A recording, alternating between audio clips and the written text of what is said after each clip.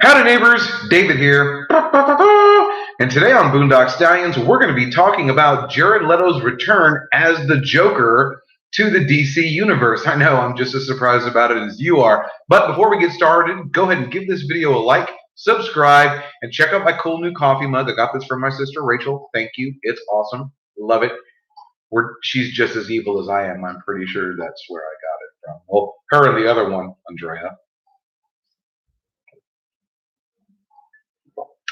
Anywho, so like the rest of you, I'm pretty shocked that Jared Leto has actually been asked to come back to do the DC Snyder Cut thing. And I don't know if you've seen my video on it from before, but I left it down in the comments. So check out that link, watch that video. It's a good one.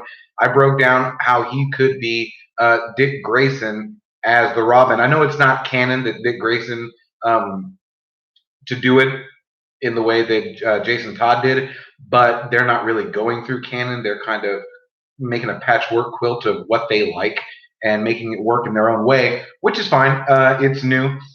But I was reading an interview with Zack Snyder, and I'm going to read what he said. I wrote it down. I quoted it. He says, "I've always wanted to explore the death of Robin.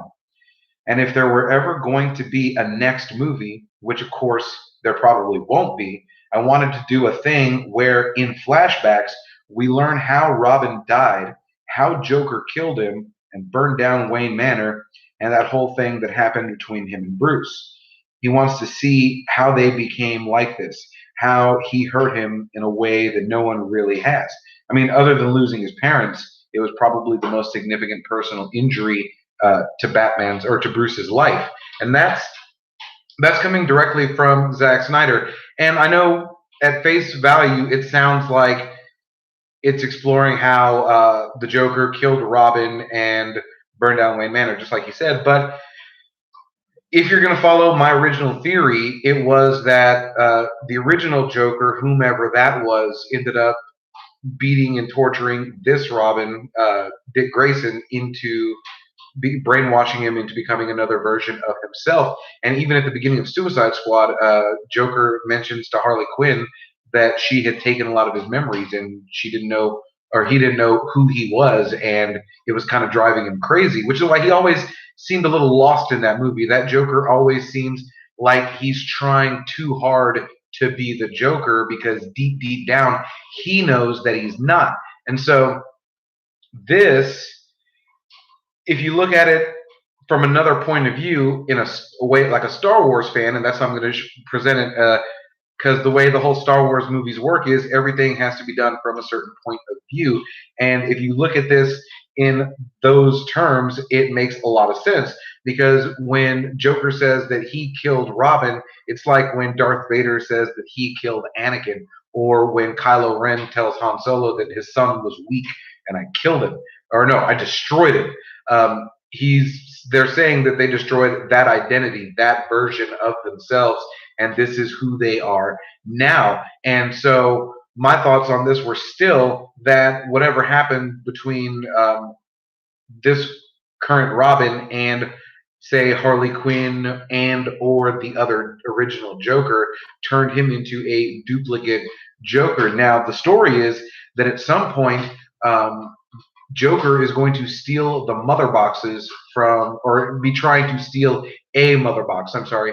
And if that's the case, what purpose could he actually have for it, unless he's trying to use it to restore the memories that he's been missing, the memories that he said Harley Quinn took from him. And like I said, if Harley Quinn was already crazy before she met this Joker and was kind of a fangirl to the original Joker, having Robin in her clutches to give him electroshock therapy to wipe his mind completely and Build-A-Bear her own boyfriend and make him the new Joker, why wouldn't she? She's insane. It's awesome. And it really heightens her level of being a villain because, like, she took an already beaten and battered Robin, took him down another peg, and wiped his memory. I mean, that's some pretty hardcore shit.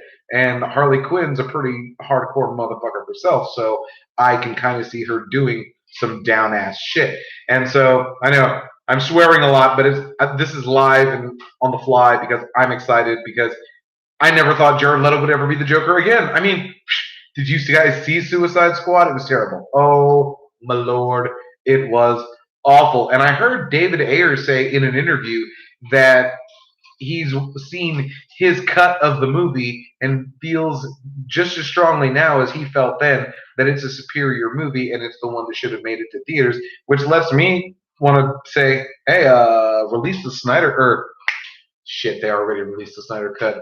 Release the Ayer cut. I mean, look at what we got in 2006. In 2006, we got the very much fabled, legendary Donner cut of Superman 2. And while it was pieced together through some new special effects made to look like old special effects and test footage between Christopher Reeves and Margot Kidder instead of actually filmed scenes on full sets, it's fine. It's, you know what? It's still great. It doesn't matter that Christopher Reeve's hair and glasses change from scene, from shot to shot to shot, all within the same 5-minute scene. It's still great. It's still a better cut than the original Richard Lester cut of Superman 2. So, having said that, why not? I mean, we got the Snyder cut, we got the Donner cut. Let's bring on the damn Ayer cut. I mean, hell, Disney's pulling out a director's cut of, is it Rise of Skywalker or Revenge of the Sith? Because I know Revenge of the Sith is actually going to get an extension by adding Siege of Mandalore to it, which is going to be super awesome. But I mean, they're getting all these extended cuts. Let's get the Ayer cut of the Suicide Squad and see exactly how that went. And I went off on a whole tangent about getting other movies, and I was talking about the Joker. Anywho, so the Joker and Robin. I feel like this great personal tragedy, and that's what he says. It says here, Joker hurt Batman in a way that no one really has other than losing his parents. It was probably the most significant personal injury to his life. And so if you've already got an established Batman and Robin scenario, and Robin is this orphaned kid that is being looked at by Bruce Wayne, and Bruce Wayne fails the child, and the child is beaten and destroyed emotionally and physically by the Joker and Harley Quinn and brainwashed into being the new Joker, that's a pretty significant personal injury, I'd say. And Bruce even said it himself in Batman versus Superman. How many good guys are left? How many of them stayed good? Now, once again, at face value, he could just be talking about Harvey Dent turning into Two-Face or any other good guys who became bad guys. But I very much like to lay into the Robin theory. And I mean, even looking at Harley Quinn's dreams in the Suicide Squad movie, when she has the dream of her perfect life with Mr. J, he doesn't look anything like the Joker. As a matter of fact, he looks a lot like Robin. He's got the nice, short, clean-cut hair, the blue eyes, the pretty face, clean shaven. He's got the suit. Like, that guy looks like Nightwing. That's Robin. But he's the Joker? All right, whatever. But it's a perfect reveal. It'd be an awesome thing to do. I mean, wouldn't it be better if they brought Harley Quinn into the end of the movie to kill this Joker as he's redeemed himself and become Robin again, just because, once again, trying to up the villain status of Harley Quinn, because Birds of Prey didn't really do it. I mean, I'm not trying to hate on Birds of Prey. I enjoyed the movie for what it was, but it feels like it should have just been called the Harley Quinn movie, featuring a few quick appearances by the Birds of Prey. And, like, the Birds of Prey were a much better cast than Harley Quinn, and it feels like it would have been cool in 1992 as an awesome, badass movie, but by today's standards, not really. They dropped the ball. Sorry, my fault. Anywho, let me know what you think down in the comments.